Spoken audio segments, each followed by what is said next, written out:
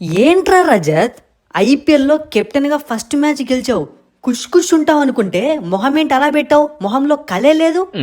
ఏందన్న కళ? ఐపీఎల్ అంటే లాస్ట్ సంవత్సరం లెక్క అందరూ 250 260 కొడతారేమో, ఫస్ట్ మ్యాచ్ లోనే సెంచరీ చేసి దుమ్ము లేద్దామని వచ్చా. తీరా కేకేఆర్ స్కోర్ చూసాక ఏమైంది? అయినా నువ్వు త్వరగా ఒకటే వెళ్ళిపోయావు కదా.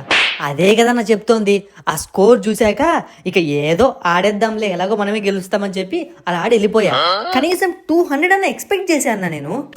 రే, చాలా ఓవర్ అనిపిస్తోందిరా. కేకేఆర్ వాళ్ళు వింటే హర్ట్ అవుతారేమో. వింటే కాదు కోహ్లీ, వినేసాము. పిల్ల బచ్చాలని కెప్టెన్ చేస్తే ఇలాగే ఉంటుంది. ఏంది రహానే అన్న పిల్ల బచ్చా అంటున్నావు? మ్యాచ్ గెలిచా నేను. యాజ్ ఏ కెప్టెన్గా ఫస్ట్ మ్యాచే గెలిచా. ఏమనుకుంటున్నావు? ఇలాంటి ఫీట్లు అందరూ సాధించలేరు. ఒరే, గెలిచాం కదా అని చెప్పి కళ్ళు నెత్తికి ఎక్కకూడదురా. ఏదో ఒక మ్యాచ్ గెలిచేసరికి మా టీంని తక్కువ చేస్తున్నావా? మా వాళ్ళు ఎవరైనా ఇద్దరు కరెక్ట్గా ఆడి ఉంటే, మేము 220 230 కొట్టి ఉంటే, నువ్వు ఏంది రాహానే వాడిలాగా పిల్ల మాటలు మాట్లాడతావు? కొట్టి ఉంటే, చేసి ఉంటే, చేయలేదు కదా. అంతేలే కోహ్లీ, నువ్వు కూడా వాడితో జరిగిపోయావు. నీకు కూడా సపరేట్గా చెప్పాల్సి వస్తుంది.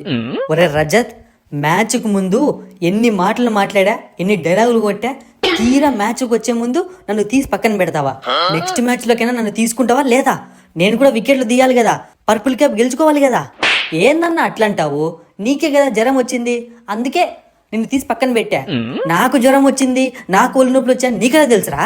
చూసావా, అదే దాన్నే బెస్ట్ కెప్టెన్సీ అంటారు. ప్లేయర్ యొక్క బాగోగులు చూసుకోవడం, తనకి ఎలా ఉందో తెలుసుకోవడం కూడా మంచి కెప్టెన్సీనే. నువ్వేంట్రా బాబు అడిగింది చెప్పమంటే చెప్తావు? నీకెలా తెలుసు చెప్పు. నేను చూసా కదా, నువ్వు డోలో 650 వేసుకోవడం నేను చూసా. అందుకే ఒక టాబ్లెట్ వేసుకుంటే మ్యాచ్ నుంచి పక్కన పడేస్తావా? నువ్వేం మంచిరా. నెక్స్ట్ మ్యాచ్ నేను టీంలో ఉండాలి, అవతల టీం వికెట్లు తీయాలి, గుర్తుపెట్టుకో. అబ్బా అవును భూవి, ఈరోజు మ్యాచ్లో నువ్వు ఉంటేనా పిచ్చా కొట్టుడు కొడదాం అనుకున్నా, కానీ మిస్ అయిపోయావు. ఈ రజత్ గాడు తిక్క తిక్క పనులు చేసి నేను టీం నుంచి తీసేశాడు. అంత సీన్ లేదు. నేనుండింటే మీరు కనీసం 150 కూడా కొట్టేవాళ్ళు కాదు. నేను లేను కాబట్టే ఆ 170 టచ్ చేశారు. ఏంది రహానే, ఒక్కడు కూడా మనకు మర్యాద చేయడం లేదు. మనం డిఫెండింగ్ ఛాంపియన్స్ అని గుర్తు చేయాలా ఏంటి?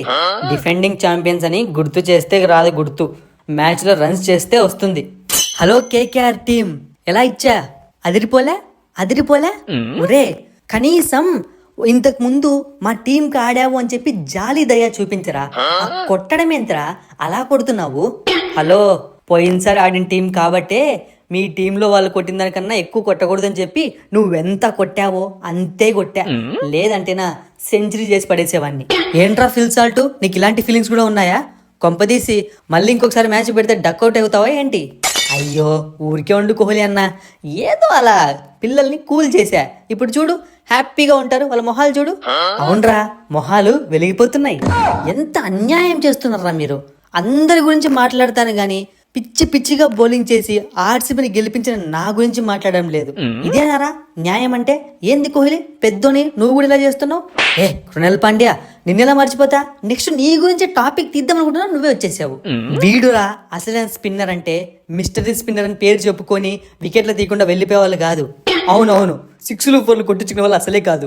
కోహ్లీ అన్న, ఒరే ఫిల్ సాల్ట్, నా గురించే మీరు మాట్లాడుతున్నారు, నాకు బాగా తెలుసు. చెప్తాన్రా, టైం ఎప్పుడు మీ వైపు ఉండదురా, నా వైపు ఉంటుంది. నేనేంటో, నా పవర్ ఏంటో ఈ 2025లోనే చూపిస్తాను. పర్పుల్ క్యాప్ గెలిచి మీ ముందు గర్వంగా తిరుగుతాన్రా. పర్పుల్ క్యాప్ పక్కన పెట్టు, ఫస్ట్ మేము కొట్టే దెబ్బలకి పరుపు వేసుకుని పరుకునేలా మాత్రం బౌలింగ్ చేయకు. అయినా నీకేమైనా బౌలింగ్ టిప్స్ కావాలంటే నా దగ్గరికి రా వరుణ్ చక్రవర్తి. ఈరోజు నైట్ వచ్చేసి నేను అన్ని నేర్పిస్తాను. తుదినమ్మ జీవితం. మ్యాచ్ ఓడిపోతే ఒక్కరు కూడా మర్యాద ఇయ్యరు, అదే గెలిస్తేనేమో నెత్తి మీద పెట్టుకుంటారు. నెక్స్ట్ మ్యాచ్ గెలవాల్సిందే. కమాన్ బాయ్స్, ఫస్ట్ మ్యాచ్ మనం గెలిచేసాం. ఇక రెండో మ్యాచ్ లో కూడా గెలిచి మన సత్తా ఏంటో ఈ 2025లో అన్ని టీమ్స్ కి చూపిద్దాం.